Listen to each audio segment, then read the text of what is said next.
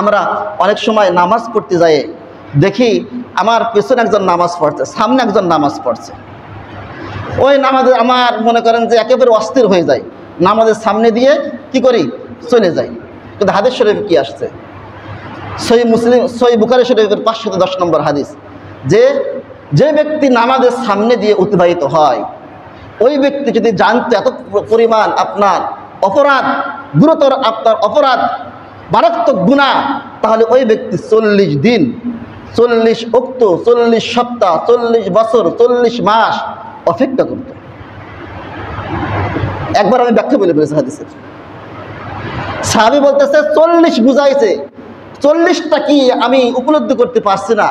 40 ওয়াক্ত হবে না 40 দিন হবে না 40 মাস হবে না 40 বছর হবে।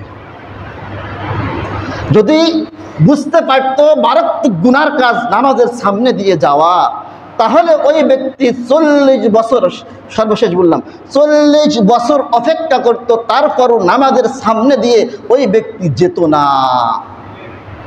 আমরা এত ব্যস্ত হয়ে গেছি, একজন নামাজ পড়তে তো সামনে দিয়ে চলে যাচ্ছে।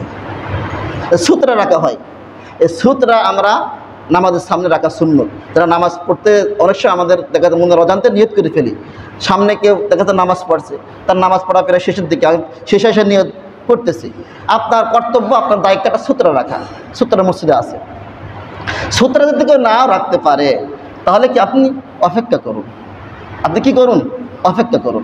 সূত্রটা আপনার 1 হাত অথবা তার একটু বেশি লম্বা হবে, 1 হাত হলেই হবে।